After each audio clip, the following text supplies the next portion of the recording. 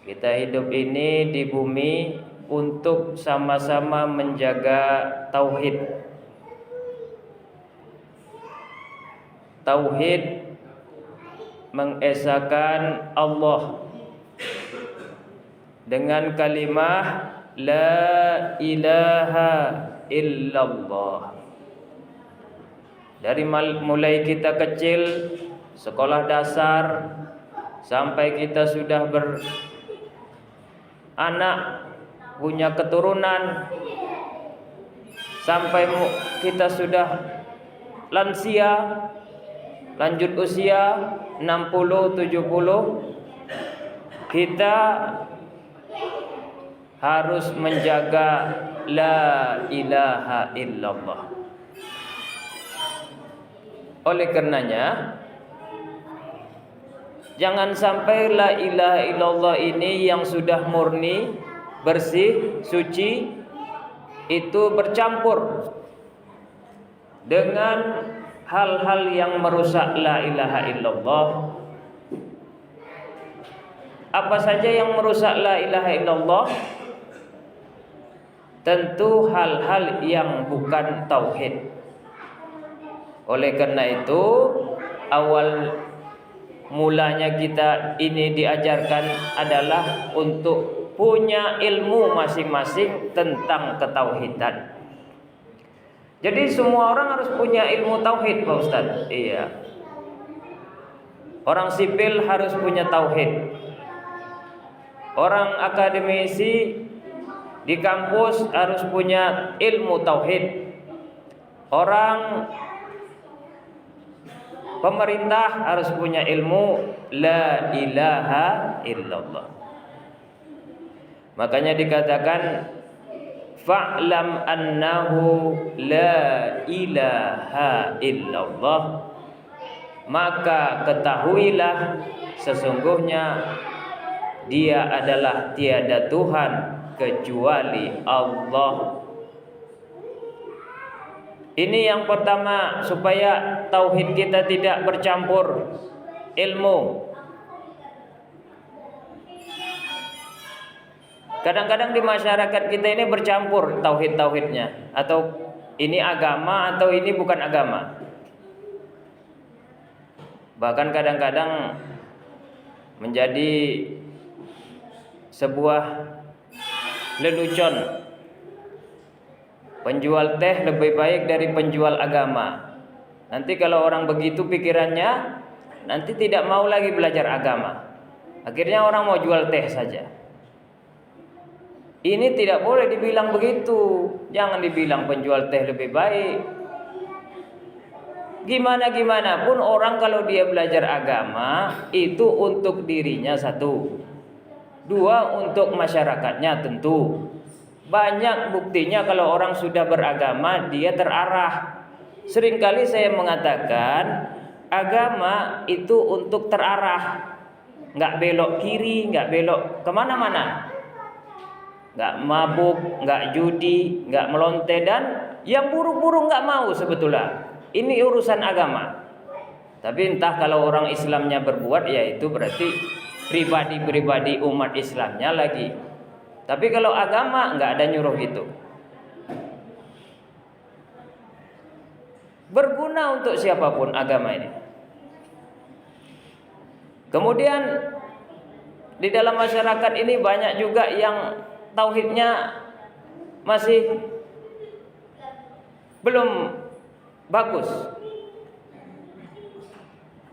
Ada kucing melangkah mayat, itu nanti katanya mayat itu bakal hidup. Ini tidak saya temukan di dalam Al-Quran dan hadis manapun dan ulama manapun. Ya kalau misalnya ada mayat tiba-tiba kucing itu melangkahi mayat itu, nggak mungkin lah kalau tidak Allah takdirkan lagi hidup. Kalau sudah ajalnya meninggal, ya meninggal aja, nggak akan bisa hidup lagi. Walaupun dilangkah 1000 kucing, si mayat itu tetap aja mati. Karena yang mengatur ajal Allah. Ini namanya Allah yang berkehendak atas segala kehidupan. Ini namanya tauhid.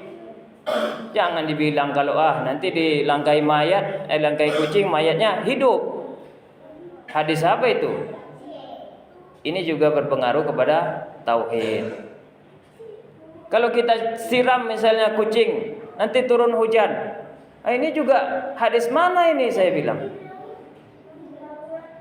Harus dimurnikan lagi pikiran-pikiran, pernyataan-pernyataan, kalimat-kalimat yang beredar di masyarakat yang tidak sesuai dengan kebenaran ilmunya tauhid ataupun keesaan Allah. Yang menurunkan hujan bukanlah disiram kucing. Yang menurunkan hujan bukanlah ilmu hitam.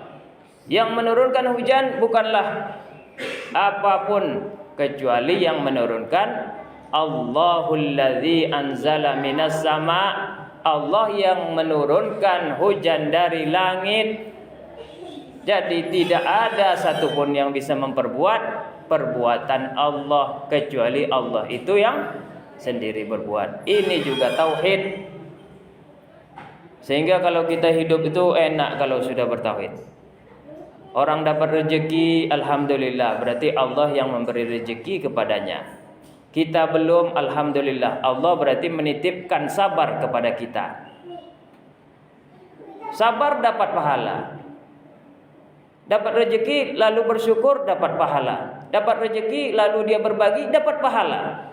Jadi tidak hanya dapat rezeki saja dapat pahala, sabar juga dapat pahala.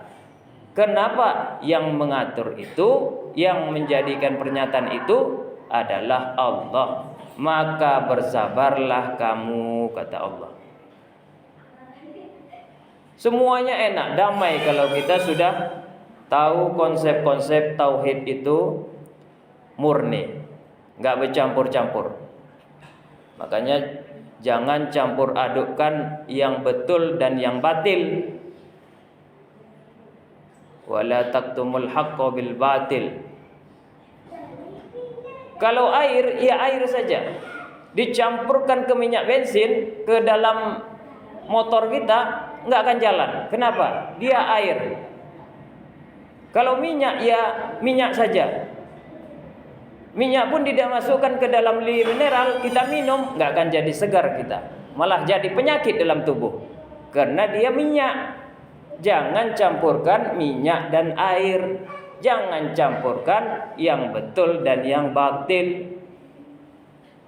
Ini yang pertama supaya murni akidah dalam kehidupan kita.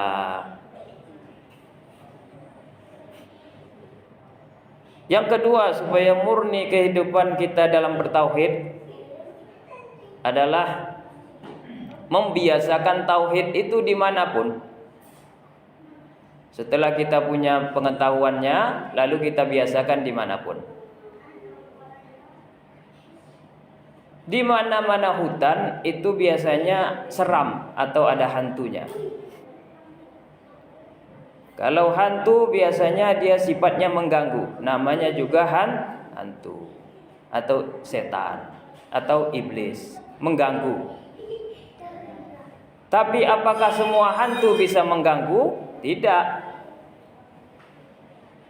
Makanya yang paling ditakutkan hantu adalah Allahu la ilaha illa huwal hayyul qayyum.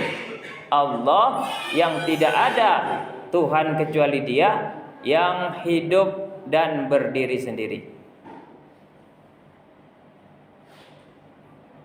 Ada pernyataan di masyarakat ini, istri saya tuh sakit karena dibuat orang. Sakit dia dibuat orang. Masa setiap kali azan maghrib dia muntah-muntah. Jangan dipercaya di pikiran kita. Karena yang membuat penyakit, saya katakan siapa? Allah, bukan orang. Masa istri saya sakit dibuat orang, anak saya nggak lulus gara-gara dibuat orang. Dan orang-orang aja yang membuat, kayaknya di mana Allahnya? Kamu ini bertauhid tapi kamu nggak biasakan. Salah itu. Pernyataan istri bapak sakit gara-gara dibuat orang, salah itu pak. Anak bapak nggak lulus tentara gara-gara dibuat orang, salah juga itu pak. Jadi siapa yang buat? Allah.